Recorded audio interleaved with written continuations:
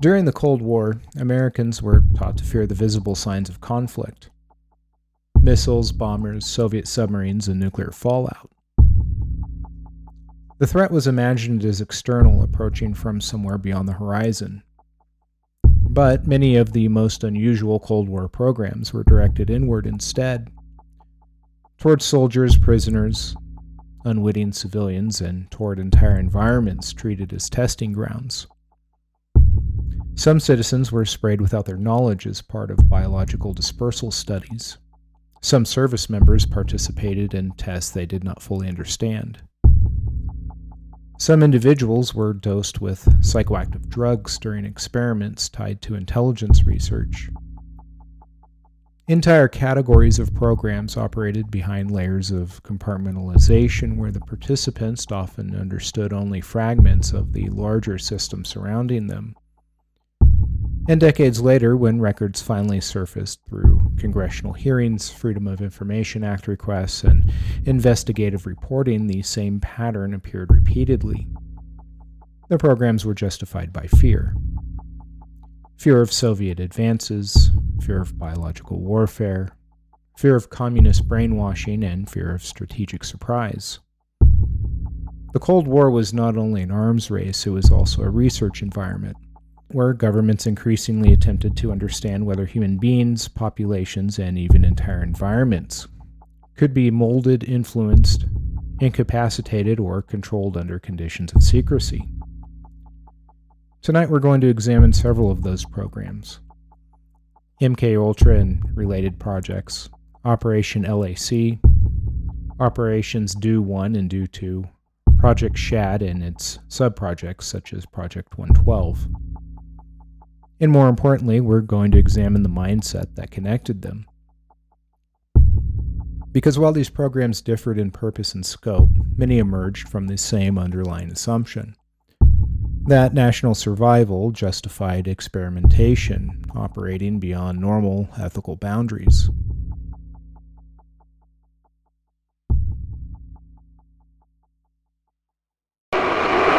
You're listening to the Partisan Comms Podcast. There is a signal broadcast every second of every day through our television sets. Welcome to episode 25. I'm Terrence. To understand these programs, it's important to understand the psychological atmosphere of the early Cold War. The United States had emerged from World War II into a strategic environment shaped by uncertainty. Nuclear weapons altered military thinking permanently. Intelligence agencies became increasingly concerned that future wars might involve not only bombs and armies, but psychological manipulation, biological attacks, chemical agents, and methods capable of disrupting societies without conventional invasion. The Korean War intensified those fears. American prisoners of war appeared in propaganda broadcasts criticizing the United States. Intelligence officials became concerned that communist governments had developed advanced brainwashing techniques capable of altering memory, behavior, loyalty, or resistance to interrogation. Today, the term brainwashing often sounds exaggerated or cinematic, but during the 1950s, senior intelligence officials treated the possibility very seriously. And once agencies began believing adversaries may possess methods capable of controlling thought or behavior, extraordinary research programs became easier to rationalize. The same logic applied to biological warfare. Military planners feared Soviet aerosol attacks against cities, ports, or troop concentrations. Questions emerged about how pathogens disperse through urban environments, how contamination spread across ships, and how populations might react under exposure conditions. The result was a sprawling collection of compartmentalized programs involving the CIA, Department of Defense, military laboratories, universities, contractors, and intelligence services. Not all programs pursued the same objective. Some focused on interrogation resistance, some studied incapacitating agents, some modeled environmental dispersal, and some evaluated battlefield survivability. And others attempted to identify foreign drug developments for intelligence purposes. But the connective tissue between them was unmistakable, that human beings increasingly became variables inside systems analysis. Behavior could potentially be modified, populations could potentially be molded, and environments could potentially be weaponized, and secrecy made all of it easier to pursue. Project MKUltra officially began in the early 1950s as a CIA umbrella program exploring behavioral modification, interrogation techniques, psychoactive substances, and methods of influencing human behavior. Congressional hearings later revealed that the program eventually encompassed more than 149 sub-projects involving universities, hospitals, prisons, pharmaceutical companies, and research institutions. And the historical context of all this matters because CIA officials feared Soviet advances in psychological conditioning, and intelligence planners believed that future conflicts might involve methods capable of extracting information, manipulating memory, or breaking resistance during interrogation. And under those assumptions, conventional ethics began to erode. Research expanded into LSD experimentation, hypnosis, sensory deprivation, electroshock, and combinations of drugs intended to alter cognition or behavior. Some experiments involved volunteers, others did not. The CIA's secret mind control experiments are back in the spotlight. Newly released documents reveal details about MKUltra, a 1950s program using LSD and hypnosis to study behavior control.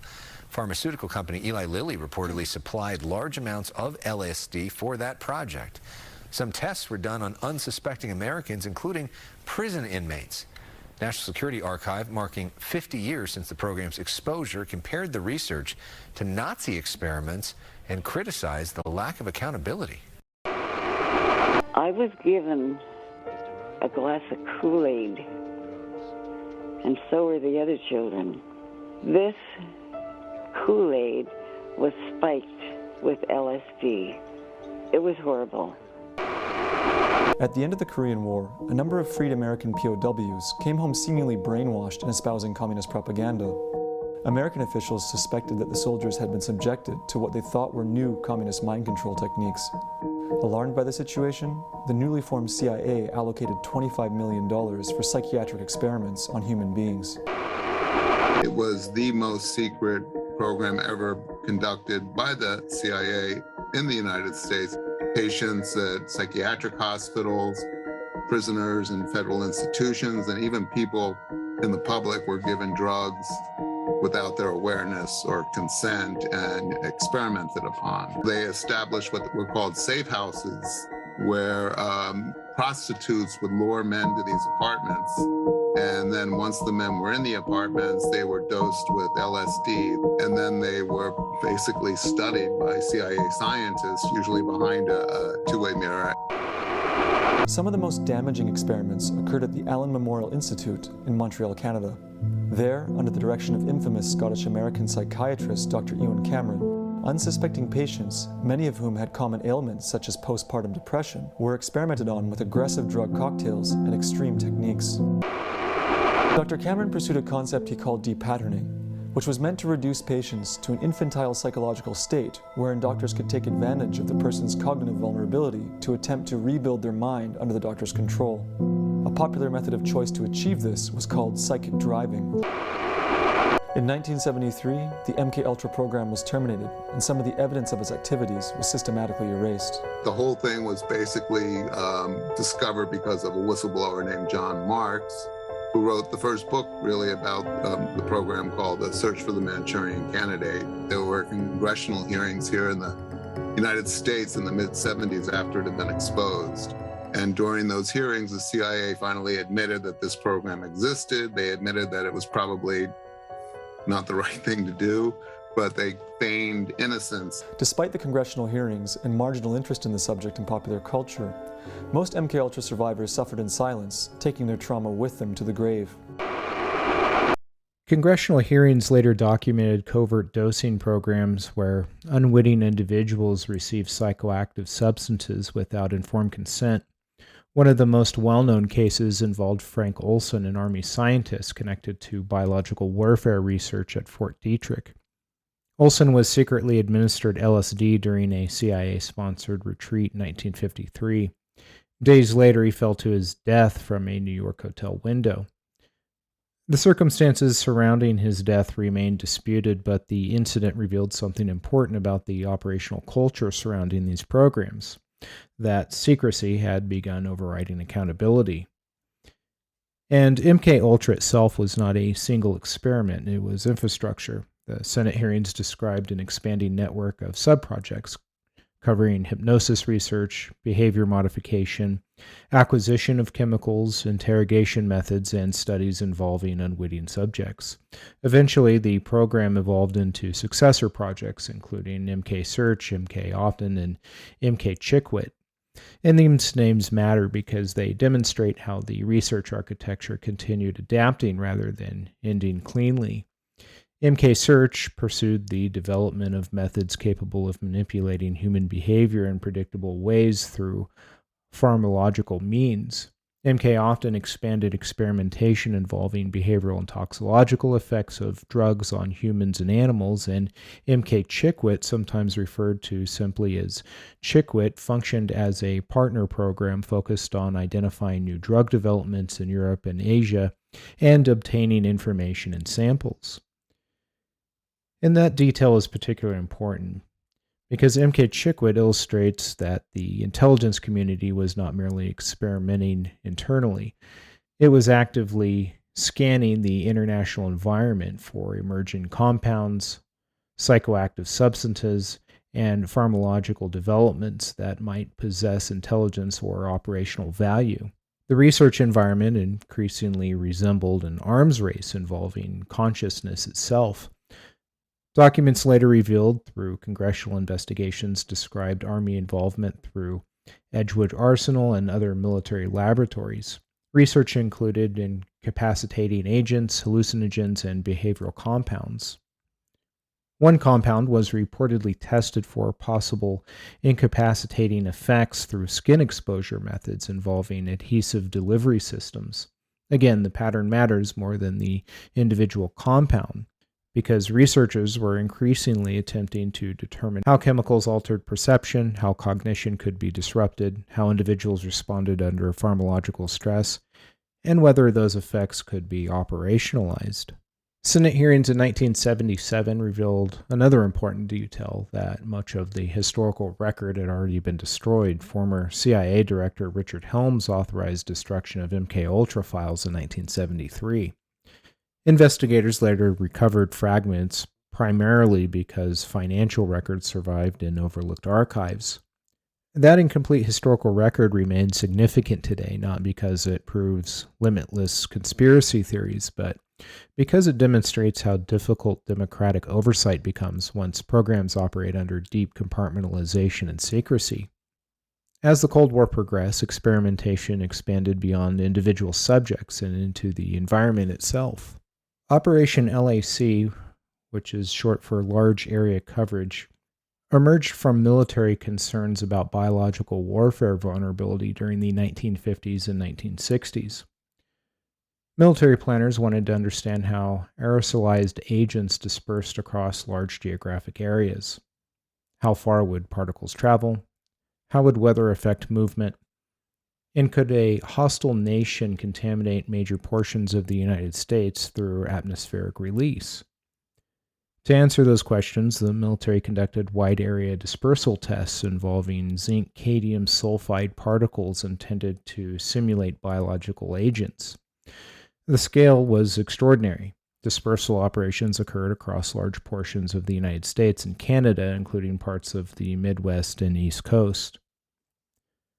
From the military perspective, these tests represented preparedness, strategic modeling, environmental vulnerability analysis, but from another perspective, civilian populations had become unwitting participants inside environmental experiments. And importantly, most people never knew the tests occurred. That detail appears repeatedly throughout Cold War experimentation programs, and the secrecy itself became normalized. Secret government experiment that was carried out in St. Louis. Residents tell us they still remember a mysterious fog. Children would run through it. Mothers would try and close their windows against it. For decades, they all had questions, and now we're seeking answers.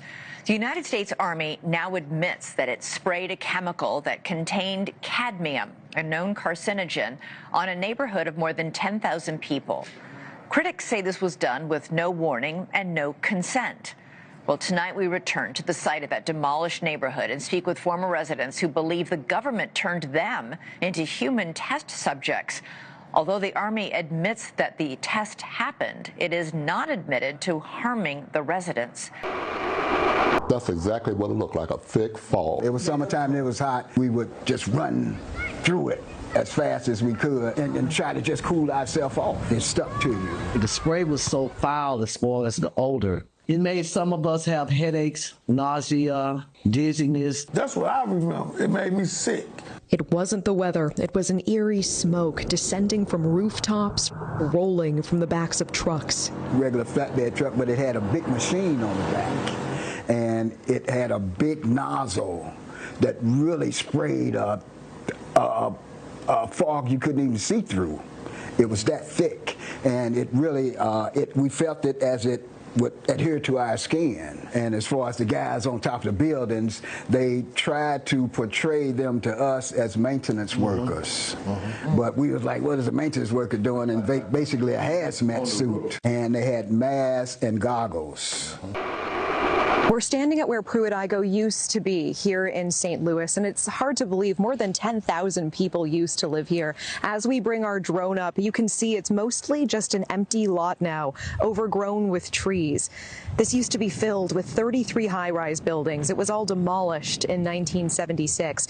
And according to the National Research Council, St. Louis was chosen for spraying experiments because it had similar characteristics to Soviet targets like Moscow in terms of population density and terrain and proximity to a river. The government now admits to a secretive series of Cold War tests, including one dubbed large area coverage. More than 30 tests conducted across the U.S. and Canada, spraying zinc cadmium sulfide from planes, rooftops, and vehicles to simulate how a biological attack might spread, all to prepare for potential warfare against the Soviets. I lost my two older siblings to cancer. I lost a brother last month. I've been diagnosed recently with a rare form of lymphoma. I had cancer of the left kidney, had partial removal of my left kidney. News Nation reached out to the Army for answers. They provided a one-page response. It says the Army's own Center for Health Promotion and Preventive Medicine investigated in 1994 and found inhalation exposure would not pose a health risk. They also cite later corroborating reviews, including a 1997 review by the National Research Council. Perhaps they assumed we wouldn't read the NRC's 380-page report, but we did, and the Army's statement doesn't show the full picture. In that 1997 review, the National Research Council explicitly says repeated exposure to zinc cadmium sulfide can cause kidney or bone toxicity or lung cancer if levels are high enough. And they admitted they couldn't fully assess the risk. Why? Because some Army records remain classified, it says, for national security reasons. More troubling, key Army exposure records were missing, and when the NRC asked the Army to supply them, the Army said it couldn't find them. Finally, the NRC considered conducting its own study, but concluded it wasn't feasible. In short, it did not test the site, collect samples, or test residents, and they didn't have access to all the data. Their review was based on what the Army gave them, and what the Army either could not find or withheld. Some military planners often argued that disclosure would compromise the validity of the tests, reveal defensive vulnerabilities, or create unnecessary public alarm. Operational necessity became the justification, and over time the category of acceptable risk expanded. Supporters of the programs argued that the particles used were considered relatively harmless at the time. Critics later questioned those assumptions and raised concerns regarding long-term exposure risks. But even beyond the toxicity debate, another issue remained unavoidable. The public had not consented. Entire regions became test environments without meaningful awareness from the populations involved. And once governments become accustomed to treating populations as environmental variables, the scale of experimentation naturally grows. That same mentality appeared again in military vulnerability testing programs conducted across ships, bases, and operational environments during the 1960s. Project SHAD and one of its sub-projects, Project 112, began during the early 1960s under Secretary of Defense Robert McNamara as part of broader military preparedness efforts involving chemical and biological warfare vulnerability testing. Officially, the program focused on understanding how American forces might survive or respond under battlefield exposure conditions. However, this program rapidly expanded into a complex network of classified experiments conducted across multiple environments. One component became known as Project SHAD, which was short for Shipboard Hazard and Defense. And the name sounds almost administrative, almost sterile, and that's important because many of the Cold War experimentation programs were bureaucratic long before they appeared sinister. Project SHAD involved tests aboard Navy ships where service members were exposed to biological simulants, chemical tracers, or environmental dispersal conditions intended to model battlefield contamination scenarios. Some of the participants later stated they were never fully informed about what substances had been used or why the experiments occurred. Again, the underlying logic here was preparedness, because military planners feared Soviet chemical or biological attacks against fleets, ports, and troop concentrations. The Navy wanted to understand contamination spread, airflow patterns, equipment vulnerability, and decontamination effectiveness. From an operational standpoint, the questions were rational, but the ethical problems emerged from secrecy and informed consent issues. Several tests reportedly utilized biological simulants, which at the time were considered relatively harmless and therefore suitable for vulnerability modeling. Ships became controlled environments for contamination studies, such as how quickly would aerosolized particles spread through ventilation systems, how effectively could protective equipment contain exposure, and what operational degradation occurred under simulated attack conditions. These were systems questions, and throughout the Cold War, systems and analysts increasingly dominated military thinking. The same mentality that modeled missile trajectories and radar coverage began modeling human exposure patterns and biological dispersal behavior, but unlike mathematical simulations on paper, these experiments involved real personnel, real environments, and real exposure. Decades later, many veterans involved in SHAD-related tests reported illnesses and long-term health concerns. Some struggled for years to obtain records documenting which tests they participated in. It was war with all its horror. So the Navy built a ship, the Herbert J. Thomas, to withstand the ultimate horror. Nuclear, biological, chemical warfare. The destroyer was designed to withstand direct chemical and biological warfare attacks, with sealed revolving doors and sealed glass all over the open areas. The Navy secretly conducted chemical tests on the ship right off Point Loma to find out if the ship and its crew could take it. We were tests. The ship, in early 1966, underwent months of tests. Over the 3-week period of each test, they tested every doggone thing you could possibly test on that ship. Now, 35 years later, the truth is emerging about these tests from a cloud of secrecy. We had no idea. Mark Looney, a chief on the ship, remembers the tests all too well. The tests themselves were a lot of smoke, and the planes would let out like a smoke or gas type of thing, and it would also cover the ship. The crew was given gas masks and told not to worry. But we was told that everything that was being utilized against us was mostly just all synthetic, and it was not a problem. Well, that was not true. In May, the Pentagon declassified information on dozens of the secret tests, codenamed Project SHAD. Now, the Defense Department admits Bacillus globisi, a precursor to anthrax and known to injure those with weakened systems, was sprayed on the Herbert J.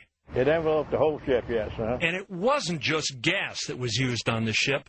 Powerful decontaminants were used to clean the ship every day after the tests. Now, a 3-month investigation by Fox 6 News has surveyed over 50 members of the crew and found a number that got sick after the tests. Chief Leonard is a career sailor. The problems he's had have been cancer.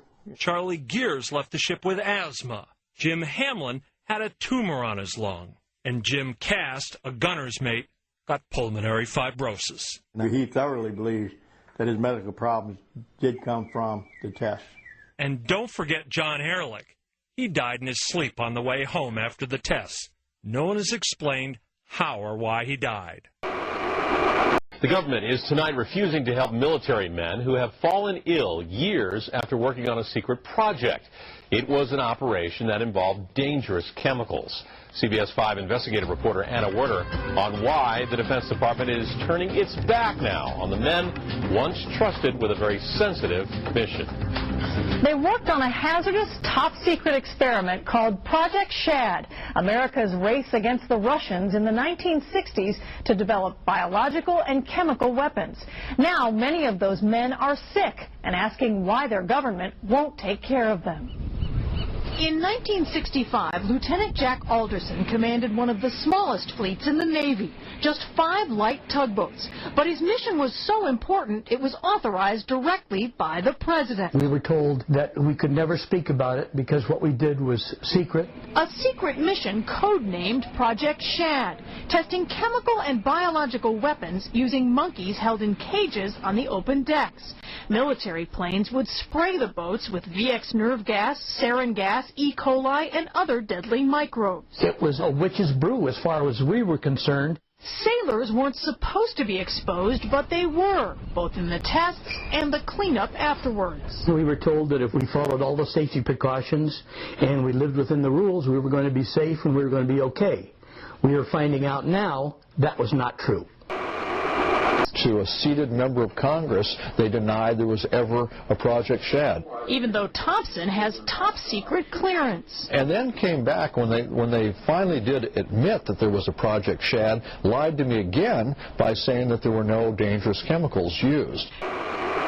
While Alderson detailed how sick the men got. All of them have respiratory problems. Human guinea pigs. Listen closely to what a Pentagon official said. As far as we can determine today, no service members have suffered harmful health effects from participation in those tests. But that statement is not accurate. Fox 6 News has uncovered a private VA study that reveals that SHAD veterans have a 3 times higher mortality rate than other veterans. Just look at the study.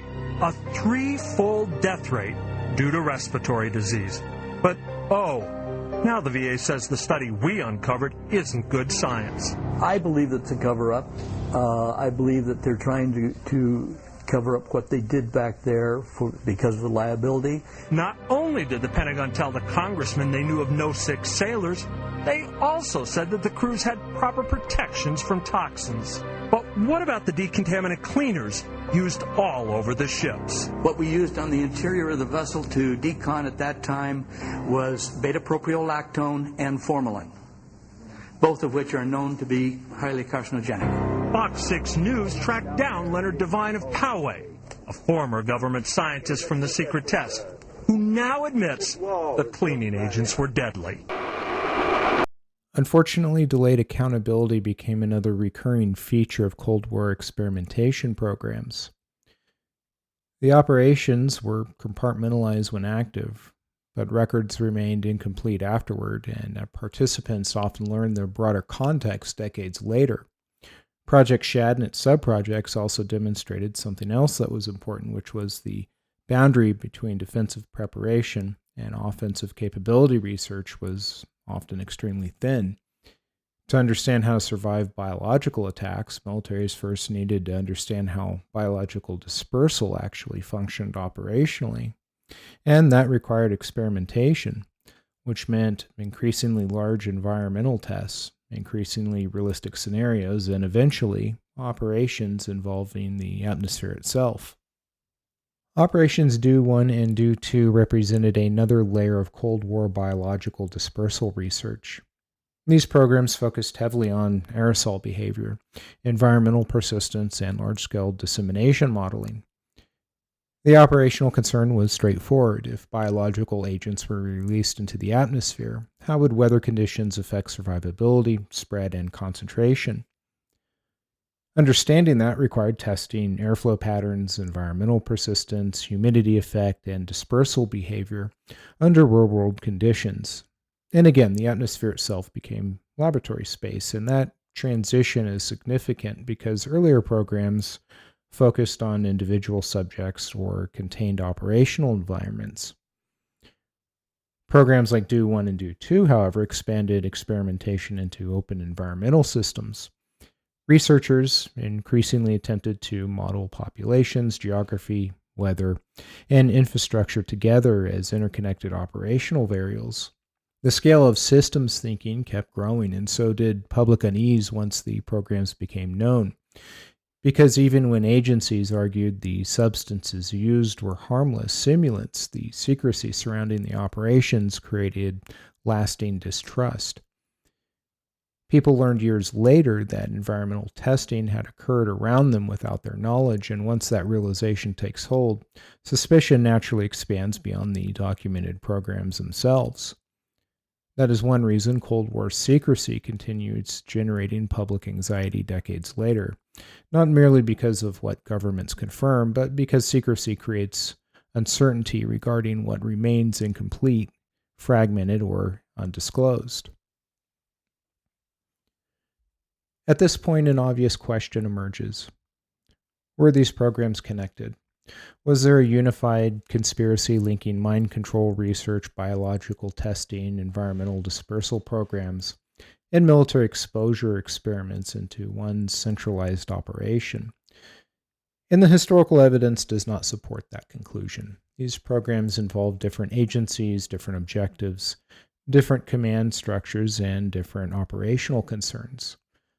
But there is absolutely a shared philosophy underlying many of them, and that philosophical overlap matters. MKULTRA and MKCHICKWIT pursued methods of influencing or understanding human cognition and behavior. Operation LAC examined environmental dispersal over civilian areas. Project SHAD modeled contamination and survivability under battlefield conditions. DO operations studied atmospheric behavior and persistence. All different missions, different technical goals, but remarkably similar assumptions that human beings could be studied operationally, that populations could be modeled as systems, and that secrecy justified bypassing normal consent. And most importantly, that existential threats altered ethical boundaries. This is where Cold War history becomes more unsettling than simple conspiracy narratives, because the danger was often not a single evil mastermind directing everything from behind a curtain. The danger was bureaucratic momentum. Large systems composed of agencies, contractors, laboratories, military planners, and intelligence officials gradually normalizing extraordinary conduct because each individual program appeared strategically rational within its own compartment. The compartmentalization itself reduced moral visibility, and one group studied aerosol dispersal, another studied behavioral modification, another studied incapacitating agents, and another modeled battlefield survivability, and each program justified itself through preparedness, but collectively, they reflected a broader transformation in government thinking. Human beings increasingly became variables inside strategic systems analysis. And once populations become abstractions inside operational planning, experimentation becomes easier to rationalize. Most of the people involved in these programs likely believed they were protecting the country. That's important to acknowledge, because the Cold War was a period of genuine strategic fear. Intelligence officials believed adversaries were pursuing chemical weapons, biological agents, interrogation techniques, and psychological operations capable of reshaping future conflict. And so preparedness became an organizing principle, but secrecy changed incentives. Oversight weakened, compartmentalization obscured responsibility, and experimentation expanded into areas that would have been politically impossible under public scrutiny, such as sprayed cities, unwitting drug tests, shipboard exposure programs, behavior modification research, and environmental dispersal studies. The Cold War produced an entire architecture of hidden experimentation operating beneath ordinary public awareness. And decades later, much of the public learned about these programs only through fragments such as congressional hearings, rediscovered financial records, FOIA requests, lawsuits, and veterans searching for answers. That fragmented discovery process matters because it mirrors the structure of the programs themselves. Compartmentalized when active and incomplete when revealed, and perhaps that is the final lesson running underneath all of these systems, not simply that governments conducted secret experiments, but that secrecy itself changes institutional behavior over time. Because once operations move beyond normal visibility, extraordinary practices slowly begin feeling administrative, routine, necessary, and even justified. Anyway, that's all I have for this episode. Thank you for listening, and if you enjoyed this podcast, please subscribe, rate, or write a review.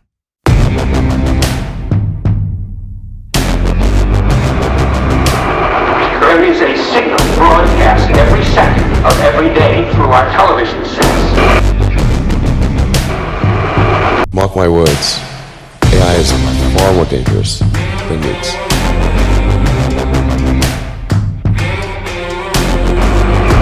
Science and technology are propelling us forward at accelerating rates. Engines throttling up, 3 engines now at 104%.